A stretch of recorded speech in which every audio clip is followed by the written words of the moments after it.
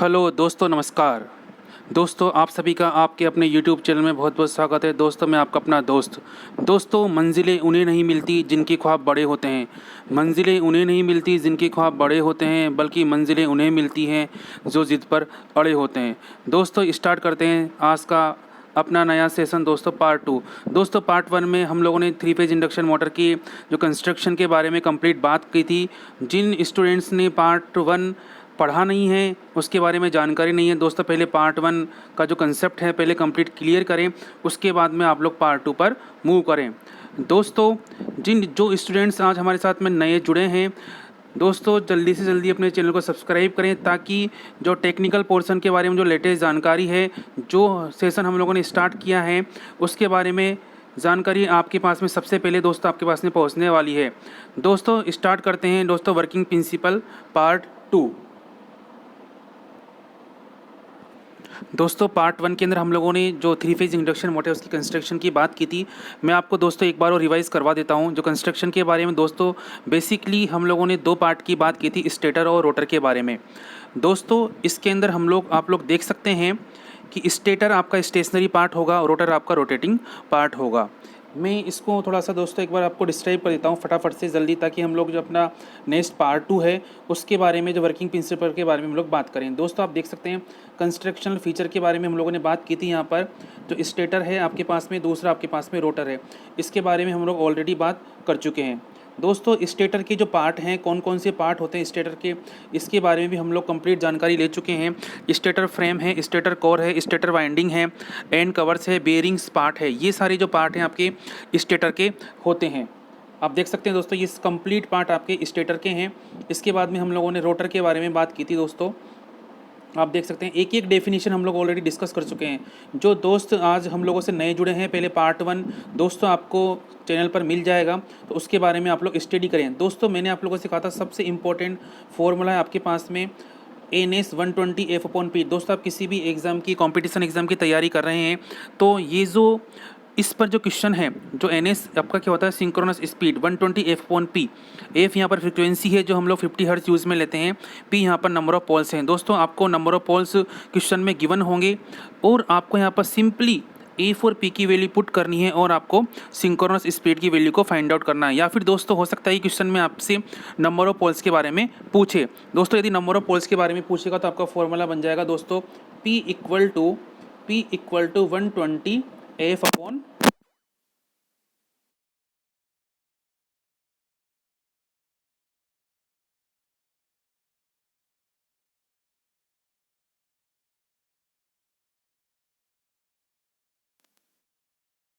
रहा हूँ ऑलरेडी, वैसे बेसिकली हम लोग डिस्कस कर चुके हैं इस पार्ट के बारे में। ये है बेसिक डायग्राम। हम लोगों ने कंस्ट्रक्शन फीचर्स के बारे में बात की थी।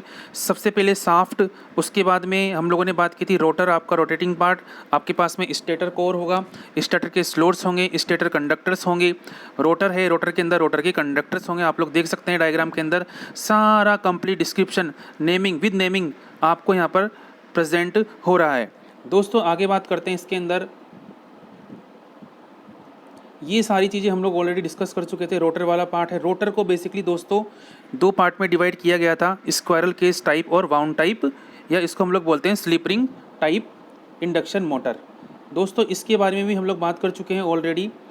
ये आपके पास में स्क्वायरल केज रोटर है। स्क्वायरल केज रोटर का ये डायग्राम है। इसमें हम लोगों ने कंप्लीट शाफ्ट है, एंड रिंग कनेक्टेड है, और कॉपर एल्यूमिनियम के बार्स हम लोगों ने यूज़ में लिए हैं। लेमिनेटेड रोटर कोर हम लोगों ने यहाँ पे यूज़ में ली है, और स्क्यूड रोटर स्लोट्स हम लोगों ने यूज़ में लिए हैं। ये ऑलरेडी हम लोग डिस्कस कर चुके हैं कंप्लीट। इसके बाद में हम लोग मूव करते हैं वाउंड टाइप रोटर या स्लिप रिंग इंडक्शन मोटर। दोस्तों, यहाँ पर हम लोगों ने एडवांटेज की बात की थी कि हम लोग जो एक्सटर्नल रेजिस्टेंस क्यों ऐड कर रहे हैं, इसके बेनिफिट क्या क्या हैं। दोस्तों, जो एक्सटर्नल रेजिस्टेंस हम लोग ऐड कर रहे हैं, इसका बेसिकली पर्पज़ क्या है, स्पीड कंट्रोल। हम लोग जो इंडक्शन मोटर है इसको हम लोग स्पीड कंट्रोल कर सकते हैं। It also provides control over starting torque. दोनों बेनिफिट हैं, एडवांटेज हैं एक्सटर्नल रेजिस्टेंस ऐड करने के। दोस्तों, इसके बाद में हम लोगों ने सबसे मेन चीज़ जो डिस्कस की थी कि जो स्क्वायरल केज इंडक्शन मोटर है और जो वाउंड टाइप इंडक्शन मोटर है, दोनों में डिफरेंस क्या क्या है। दोस्तों, जो आपके पास में स्क्वायरल केज इंडक्शन मोटर है वो इकोनॉमिकली सिंपल होती है कंस्ट्रक्शन पॉइंट ऑफ व्यू से, जबकि जो वाउंड टाइप मोटर की हम लोग बात करते हैं इसका जो कंस्ट्रक्शन है दोस्तों ज़्यादा कॉस्टली होती है, ये ज़्यादा थोड़ी महंगी होती है इसके कंपैरिजन में। दोस्तों हम लोगों ने बात की थी कि जो हमारे पास में स्क्वायरल केज इंडक्शन मोटर है more rugged and so require the less maintenance, ज़्यादा मेंटेनेंस की रिक्वायरमेंट नहीं होती है, जबकि जो वाउंड टाइप इंडक्शन मोटर है यहाँ पर ज़्यादा मेंटेनेंस की रिक्वायरमेंट होती है। दोस्तों no control over starting torque can be control by the using external resistance connection. दोस्तों जो हम लोग जो वाउंड टाइप इंडक्शन मोटर है उसके अंदर एक्सटर्नल रेजिस्टेंस हम लोग यूज़ में लेते हैं, ताकि जो कंट्रोलिंग पर्पज है स्टार्टिंग टॉर्क है उसको कंट्रोल करने के लिए हम लोग एक्सटर्नल रेजिस्टेंस यूज़ में लेते हैं। Speed can not be control using resistance, easy control of speed using external resistance. दोस्तों आगे हम जो हमारा जो टारगेट है हम लोग वो स्टार्ट करते हैं। दोस्तों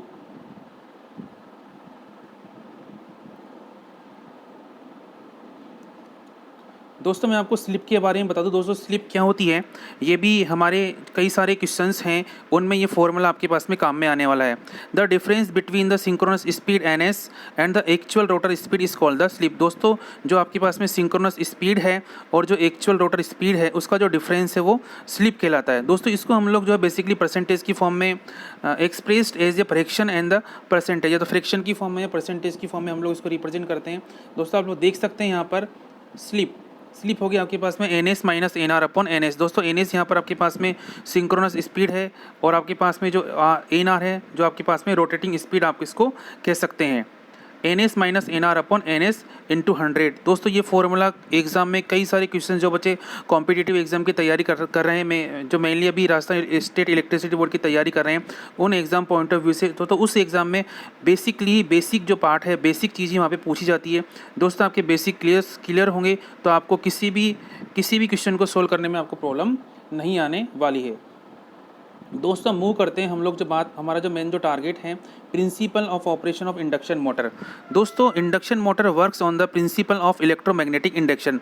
दोस्तों जो आपके पास में इंडक्शन मोटर है वो इलेक्ट्रोमैग्नेटिक इंडक्शन पर वर्क करती है। आप देख सकते हैं दोस्तों यहाँ पर इलेक्ट्रोमैग्नेटिक इंडक्शन पर आपके पास में ये वर्क करती है।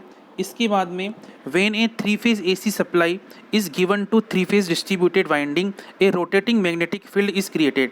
दोस्तों जो 3-फेज AC सप्लाई यदि हम लोग कनेक्ट करेंगे कहाँ पर, जो 3-फेज डिस्ट्रीब्यूटेड वाइंडिंग को हम लोग 3-फेज AC सप्लाई देंगे तो वहाँ पर रोटेटिंग मैग्नेटिक फील्ड वहाँ पे क्रिएट होगा। दोस्तों आप देख सकते हैं साफ यहाँ पर क्लियरली लिखा हुआ है कि जो रोटेटिंग मैग्नेटिक फील्ड यहाँ पे प्रोड्यूस होने वाला है। This rotating magnetic field cut the rotor conductors. दोस्तों जो रोटेटिंग मैग्नेटिक फील्ड जो प्रोड्यूस हुआ है वो क्या करेगा, रोटर कंडक्टर्स को कट करेगा और उसके बाद में वहाँ पर इंड्यूस EMF प्रोड्यूस होगा। दोस्तों यहाँ पे देख सकते हैं आप। इसके बाद में हम लोग बात करेंगे this induced EMF causes a current to flow in the rotor as rotor circuit is short circuited. दोस्तों जो इंड्यूस EMF है causes a current to flow in the rotor, जो आपके पास में रोटर है उसके अंदर इंड्यूस EMF प्रोड्यूस होने के बाद में करंट फ्लो होना स्टार्ट हो जाएगी। दोस्तों आगे देख सकते हैं आप इसके अंदर as per Lenz law the effect oppose the cause. दोस्तों लेंज लो के अकॉर्डिंग क्या होगा, जो आपके पास में इफेक्ट है वो अपोज करेगा कोज का। दोस्तों आप देख सकते हैं इफेक्ट क्या है यहाँ पर। दोस्तों जो इफेक्ट है वो है करंट इन द रोटर, जो आपके पास में देख सकते हैं जो करंट इन द रोटर के अंदर जो करंट प्रोड्यूस हो रही है वो आपका इफेक्ट है। और कोज क्या हो रहा है दोस्तों, यहाँ पर आप देख सकते हैं the flux cutting by the rotating magnetic field, जो आपका फ्लक्स कट हो रहा है रोटेटिंग मैग्नेटिक फील्ड के थ्रू। दोस्तों आगे देख सकते हैं आप इसके अंदर So this cause of flux cutting can be reduced if the relative speed between the rotating magnetic field and rotor conductors decreases.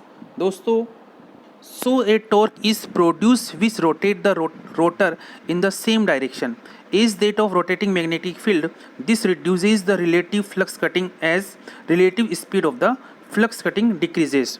दोस्तों इसके अंदर बात करते हैं आगे हम लोग if we interchange two supply phases, यदि हम लोग दो सप्लाई है उसको हम लोग यदि फेजेस को चेंज करते हैं the direction of the rotation of the magnetic field reversible. जो डायरेक्शन होगी आपके पास में जो मैग्नेटिक फील्ड की वो भी आपकी रिवर्स हो जाएगी and the so the rotation of the induction motor also reverse. जो आपके पास में रोटेशन होगा इंडक्शन मोटर का वो भी रिवर्स डायरेक्शन में स्टार्ट हो जाएगा। दोस्तों यहाँ पे एक नोट लिखा है मैंने, इस नोट का मीनिंग आप लोग समझ लें। The rotor of the induction motor can never attain synchronous speed. दोस्तों जो रोटर है इंडक्शन मोटर का वो कभी भी सिंक्रोनस स्पीड गेन नहीं करता है। एनएस जो हमने इसको जो सिंक्रोनस स्पीड को हम लोगों ने दोस्तों एनएस से यहाँ पे रिप्रेजेंट किया, आप लोग देख सकते हैं एनएस यहाँ पे आपके पास में सिंक्रोनस स्पीड है। is in that case relative speed will be 0 and there will be no flux cutting, so there will be no induced EMF and the no developed torque in this case। तो इस वाले case में आपके पास में कोई induce EMF produce नहीं होगा और जो डेवलप टॉर्क है वहाँ वो भी यहाँ पे प्रोड्यूस नहीं होने वाला है। दोस्तों यहाँ पे आप देख सकते हैं, आगे बात करते हैं हम लोग इसके अंदर जो वर्किंग ऑफ इंडक्शन मोटर। दोस्तों आपके पास में ये डायग्राम है, डायग्राम में आप देख सकते हैं जो हमारे पास में जो एनआर आपके रोटर की जो स्पीड है वो आपको यहाँ पे दी गई है और जो आप देख सकते हैं यहाँ पर रोटर की स्पीड आपके पास में N R equal to N S 1 minus S. इसके अलावा दोस्तों आप देख सकते हैं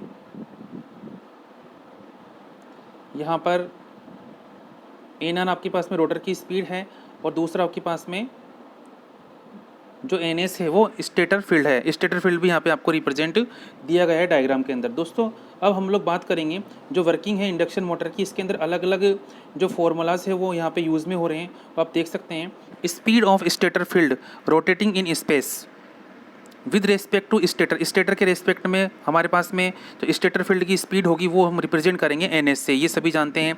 speed of rotor of induction motor, induction motor है उसकी स्पीड क्या होगी रोटर एन आर को हम लोग रिप्रेजेंट करते हैं दोस्तों एन एस 1 माइनस एस से। आगे देख सकते हैं दोस्तों आप जो रिलेटिव स्पीड है, relative speed between stator field and the rotor conductor, दोनों के बीच में जो स्टेटर फील्ड है रोटर कंडक्टर है दोनों के बीच में रिलेटिव स्पीड दोस्तों होगी N S minus N R, मतलब कि दोनों का डिफरेंस। जो एन एस है सिंक्रोनस स्पीड और जो आपके पास में एन आर है रोटर स्पीड, दोनों का डिफरेंस कहलाएगा आपके पास में एस एन एस। दोस्तों आगे बात करते हैं इसके अंदर, since flux cutting is at speed N S minus N R equal to S N S, so frequency of induced EMF in the rotor. दोस्तों फ्रिक्वेंसी क्या होगी एफ आर, जो रोटर की फ्रिक्वेंसी है इसको एफ आर से हम लोग रिप्रेजेंट करते हैं, इक्वल टू आपका होगा एस एफ। दोस्तों now current in the rotor at frequency causes a flux which rotate at the speed of N S S N S. दोस्तों जो आपके पास में एस एन एस है वो आपके पास में एफ आर है, एफ आर का मतलब रोटर की frequency. Speed of rotor field with respect to rotor S N S होगी और speed of rotor field with respect to stator आपका एन एस होगा। So stator field and rotor field rotate at the same speed N S, thus creating a constant torque. दोस्तों तो इस वाले case में आपके पास में जो कॉन्स्टेंट टॉर्क है वो यहाँ पे प्रोड्यूस होगा। दोस्तों इसके अंदर हम लोगों ने दोस्तों आज जो है वर्किंग प्रिंसिपल के बारे में बात की है। वर्किंग प्रिंसिपल ज़्यादा टिपिकल नहीं है, बहुत सिंपल ही है वर्किंग प्रिंसिपल, और इससे ये हमारा पार्ट 2 हम लोगों ने आज डिस्कस किया है। और इससे पहले हम लोग दोस्तों पार्ट 1 डिस्कस कर चुके हैं जिसमें कंस्ट्रक्शन है, कंस्ट्रक्शन के बारे में कंप्लीट हम लोग बात कर चुके हैं। जो रोटर है, रोटर को कितने पार्ट में डिवाइड किया है, स्टेटर है, सारा कंप्लीट जो स्क्वायरल केज है, स्लिप रिंग मोटर है, उसके बारे में हम लोग डिस्कस कर चुके हैं। जिन बच्चों ने जो पार्ट 1 है कंस्ट्रक्शन डिस्कस नहीं, जिन्होंने पढ़ा नहीं है, उसके बारे में जानकारी नहीं है, दोस्तों सबसे पहले आप लोग पार्ट 1 को पढ़ें, रीड आउट करें, उसके बाद में पार्ट 2 की तरफ आप लोग मूव करें। दोस्तों आपको किसी भी क्वेश्चन के बारे में आपको डाउट है, किसी भी टॉपिक के बारे में यदि आप लोग दोस्तों आप पढ़ना चाहते हैं एक्स्ट्रा, सर इस टॉपिक के बारे में हमें पढ़ा दीजिए, तो उस टॉपिक को हम लोग पहले कवर कर लेंगे। दोस्तों आप लोग जो आज नए जुड़े हैं हमारे साथ में, दोस्तों चैनल को सब्सक्राइब करें, लाइक करें, शेयर करें, ताकि जो भी आपके पास में लेटेस्ट जानकारी है, जो हम लोग टेक्निकल पोर्शन भी यहाँ पे हम लोग डालते हैं अपने चैनल पर, और करंट अफेयर की जानकारी भी दोस्तों डेली यहाँ पर अपडेट होती है। दोस्तों आप चैनल के साथ में जुड़े रहें, लास्ट तक जुड़े रहें, इसके लिए बहुत बहुत थैंक यू सो मच, धन्यवाद। जय हिंद, जय भारत।